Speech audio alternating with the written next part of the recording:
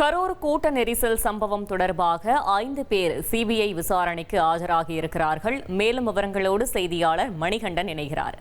மணிகண்டன், வணக்கம். முழு தகவலை சொல்லுங்க. வணக்கம்.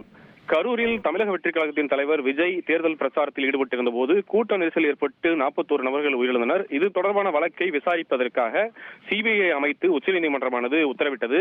கடந்த 2 வாரங்களுக்கு மேலாக கரூரில் தங்கியுள்ள சிபிஐ அதிகாரிகள் பல்வேறு கட்டங்களாக விசாரணை நடத்தி வருகின்றனர். முதல் கட்ட விசாரணையில் ஆவணங்களை சரிபார்த்த அவர்கள் அதற்கடுத்ததாக விசாரணையை தொடங்கினர். கடந்த 4 தினங்களுக்கு முன்பாக சம்பவ இடமான வேலுச்சாமிபுரம் பகுதியில் 3D டிஜிட்டல் ஸ்கேனர் மூலமாக அளவீடு செய்யும் பணியானது தொடர்ந்து 2 நாட்கள் நடைபெற்றது. அன்று அளவீடு செய்யும் பணி தொடங்கிய போதே சாட்சிகள் 4 பேரிடம் விசாரணை நடத்தப்பட்டது. இதனை அடுத்து நேற்று இன்று என இன்று 3வது நாளாக தொடர்ந்து சாட்சிகளை விசாரிக்கும் பணியானது தொடங்கி இருக்கிறது.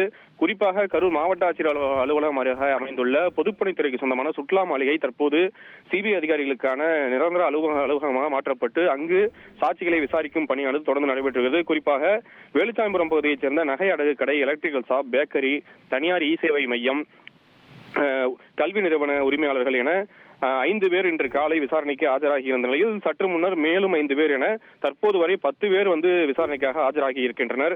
அந்த சாட்சிகளிடம் விசாரணை நடத்துவதற்காக இதுவரை 100க்கும் மேற்பட்டோருக்கு சிபிஐ அதிகாரிகள் சம்மன் அனுப்பியிருக்கும் நிலையில் சிபிஐ அதிகாரிகள் முன்பு இதுவரை சம்மன் பெற்ற 20க்கும் மேற்பட்டோர் கடந்த 4 நாட்களில் 3 நாட்களில் ஆஜராகி இருக்கின்றனர்.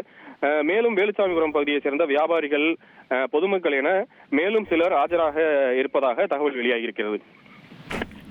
தகவல்களுக்கு நன்றி மணிகண்டன்.